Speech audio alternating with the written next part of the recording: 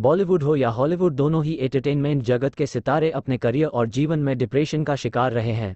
इनमें से कई सितारे ऐसे हैं जिन्होंने अवसाद से लड़कर जीत हासिल की और जिंदगी को प्रभावित नहीं होने दिया, मगर कुछ ऐसे भी थे जिन्होंने इसके आगे हार मानकर अपना सब कुछ तबाह कर दिया। एक पड़ताल बॉलीवुड हो या हॉलीवुड स्टार से नहीं मानी। डिप्रेशन से हार नहीं जानता था कि मेंटल हेल्थ क्या है। मुझे नहीं पता था कि डिप्रेशन क्या है, मुझे बस ये पता था कि मैं वहां नहीं रहना चाहता। ये शब्द है Black Adam fame Hollywood star Dwayne Johnson के। हाल ही में ब्लैक एडम पर fame Hollywood star Dwayne Johnson ने अपनी मेंटल हेल्थ पर खुलकर बात की।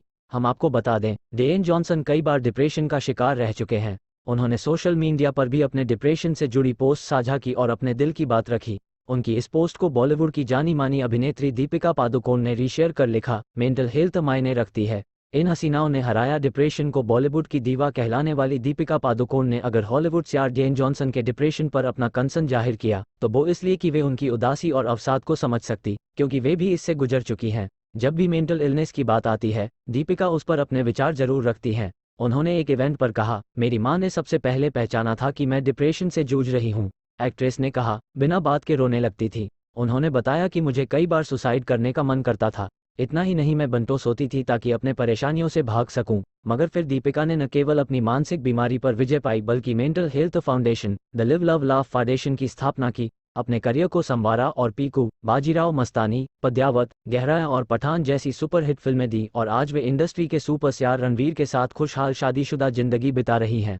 अनुष्का शर्मा ने तो जज मुद्दे पर बेबाकी से अपनी बात रखी है। दीपिका और अनुष्का के अलावा मनीषा कोइराला, इलियाना डिक्रूज, शमा सिकंदर जैसी अभिनेत्रियां भी अवसाद से लड़कर आगे बढ़ चुकी हैं।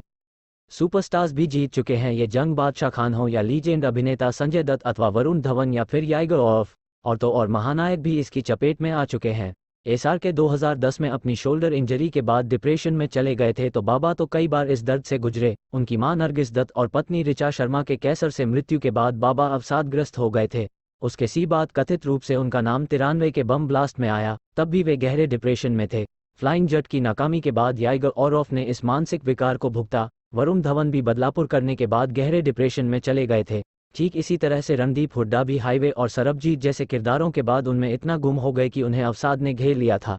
डिप्रेशन की जद में आए ये तमाम सितारे आज अपने करियर में आगे बढ़ चुके हैं। रणदीप ने मेंटल हेल्थ पर टिप्स देते हुए कहा है, अगर आपके शरीर में केमिकल इम्बैलेंस होता है तो प्लीज डॉक्टर से मिले। ये कोई टैबू नहीं है। ये हार गए डिप्रेशन के आगे उस वक्त इंडस्ट्री में हंगामा मच गया था जब अपने जमाने की ग्लैमरस अभिनेत्री परवीन बाबी अपने घर में मृत अवस्था में पई गई थी। परवीन के बारे में कहा जाता है कि वे सिजोफ्रेनिया और अक्यूट डिप्रेशन जैसी बीमारियों से गुजर रही थी। उन्हीं की तरह लीजेंड अभिनेता निर्देशक गुरुदत्त ने भी लंबे समय तक डिप्रेशन का सामना किया, मगर अंत में हथियार डाल दिए और नींद की गोलियां खाकर इस दुनिया को अलविदा कह दिया। कर्ज के अपने रोल के लिए मशहूर हुए एक्टर राज किरण की करियर की नाकामी उन पर इतनी भारी पड़ी कि वे डिप्रेशन की गर्त में चले गए। अभिनेत्री जिया खान अपने घर में पंखे में लटकी हुई मिली थे। इस कड़ी में सुशांत सिंह राजपूत के केस ने पूरी इंडस्ट्री को हिलाकर रख दिया था।